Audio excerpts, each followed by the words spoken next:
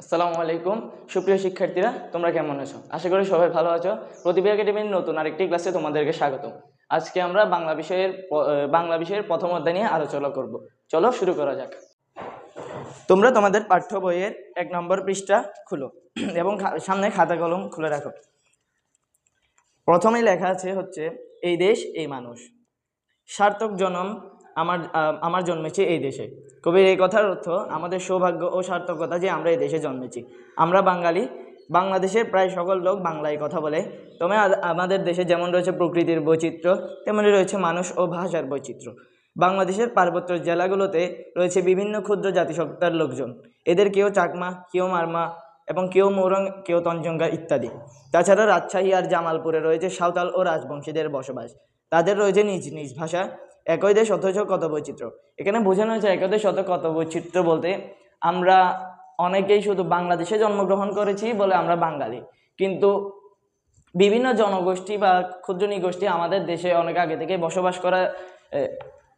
বসবাস করা শুরু করছে। তাই আমাদের সংস্কৃতি, আমাদের উৎসব, আমাদের ধর্ম, আমাদের ভাষা এবং তাদের ভাষার সাথে রয়েছে ব্যাপক ভিন্ন। একই দেশ অথচ কত বৈচিত্র্য, এটাই বাংলাদেশের গৌরব। সবাই সবার বন্ধু এবং আপনজন। এদেশে রয়েছে নানা ধর্মের লোক, হিন্দু, মুসলমান, বৌদ্ধ ও খ্রিস্টান, সবাই মিলেমিশে আছে যুগ যুগ ধরে। এরকম খুব কম দেশেই আছে। আবার আমাদের বাংলাদেশের বাইরেও অনেক বাঙালি আছে। আমাদের বাংলাদেশের বাইরে অনেক বাঙালি আছে বলতে গেলে মানে বিদেশে, যেমন আমেরিকা, সৌদি আরব, বিভিন্ন দেশে বাঙালি বসবাস করে যাদের কর্মসংস্থানের খোঁজে। তাই এখানে বলা হয়েছে আমাদের বাংলাদেশের বাইরে অনেক বাঙালি আছে। এবার আমরা যাব দ্বিতীয় পৃষ্ঠায়। বাংলাদেশের এই যে মানুষ, তাদের পেশাও কত বিচিত্র। কেউ জেলে, কেউ কুমার, কেউ কৃষক, কেউ আবার কাজ করে অফিস আদালতে। সবাই আমরা পরস্পরের বন্ধু। একজন তার কাজ দিয়ে আরেকজনকে সাহায্য করছে, গড়ে তুলছে এই দেশ। ভাবো তো কৃষকের কথা, তারা কাজ না করলে আমাদের খাদ্য জোগাতকে। সবাইকে তাই আমাদের শ্রদ্ধা করতে হবে, ভালোবাসতে হবে, সবাই আমাদের আপনজন। আমাদের আছে আবার নানা ধরনের উৎসব। মুসলমানদের রয়েছে দুটি ঈদ, ঈদ উল ফিতর ও ঈদ উল আজহা। হিন্দুদের দুর্গা পূজা সহ আছে নানা উৎসব আর পার্বণ। বৌদ্ধদের আছে বুদ্ধ পূর্ণিমা, খ্রিস্টানদের আছে ইস্টার সানডে আর বড়দিন। এছাড়াও রয়েছে নানা উৎসব, পহেলা বৈশাখ নববর্ষের উৎসব। রয়েছে রাখাইনদের সাংরাই ও চাকমাদের বিজয় উৎসব। ধর্ম যার যার উৎসব যেন সবার। এখানে আমাদের ধর্মীয় উৎসব ছাড়াও অনেক সার্বজনীন উৎসবও রয়েছে। এখানে বলা হয়েছে পহেলা বৈশাখ নববর্ষ উৎসব। আবার রয়েছে ক্ষুদ্র নিগোষ্ঠীদের উৎসব, যার রাখাইনদের সাংরাই ও চাকমাদের বিজয় উৎসব।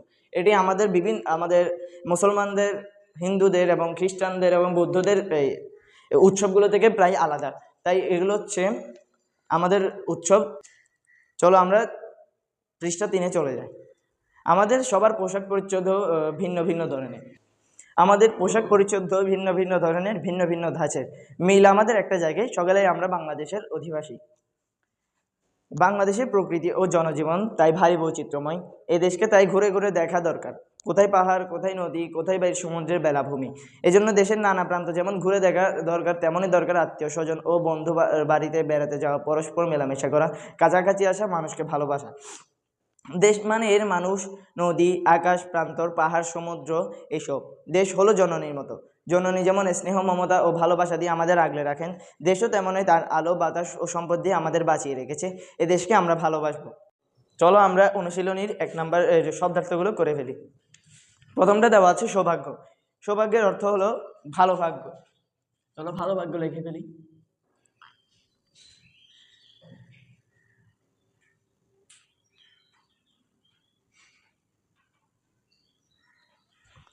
দ্বিতীয়টা দেওয়া আছে প্রকৃতি।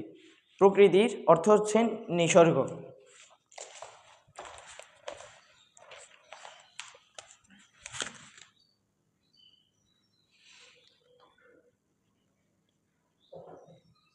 এবং তৃতীয়টা দেওয়া হচ্ছে বৈচিত্র্য। বৈচিত্র্য অর্থ হলো বিভিন্নতা।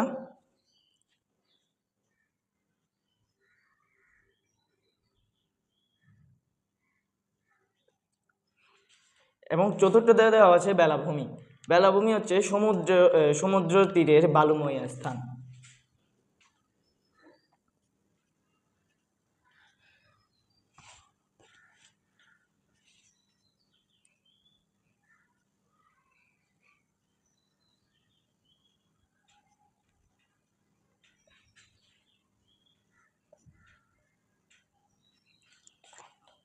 প্রান্তর। এবং পঞ্চম নাম্বারটি দেওয়া আছে প্রান্তর। প্রান্তর এখানে দুইটা অর্থ আছে, একটি হচ্ছে মাঠ এবং দ্বিতীয়টি হচ্ছে জনবসতি নেই এমন বিস্তীর্ণ স্থান। চলো দুটোটাই লেখা যাক।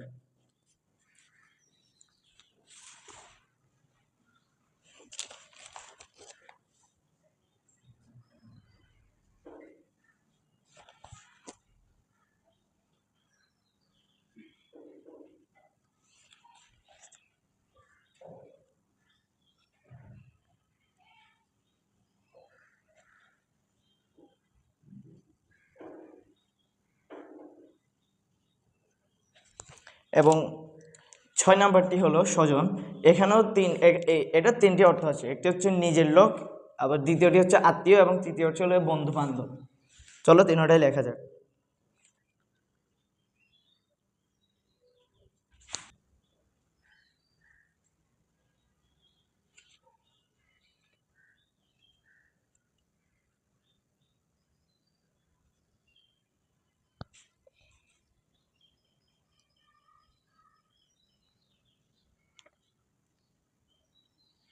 এবং 7 নাম্বারটি হলো সার্থক। সার্থকের অর্থ হলো সফল। এবং 8 নাম্বারটি হলো সাংগ্রাই, যেটি একটা উৎসবের নাম। এটা হচ্ছে রাখাইন, এইটা সাংগ্রাই বলতে এখানে বোঝানো হয়েছে যে রাখাইনদের নববর্ষ উৎসব।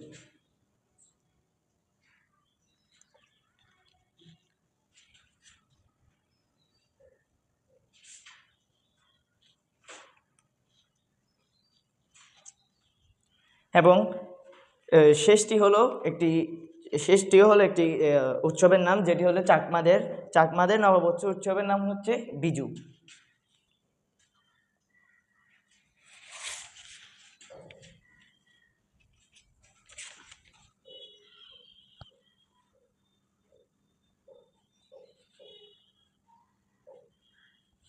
বোর্ডে আমি এই শব্দার্থগুলো লিখে দিয়েছি, তোমরা চাইলে এগুলো লিখে নিতে পারো। সুপ্রিয় শিক্ষার্থীরা, আজকের ক্লাসটি এতটুকু পর্যন্ত। বাকি অংশগুলো আমরা পরবর্তী ক্লাসে আলোচনা করব। তো আজ এই পর্যন্তই থাক। Best of luck.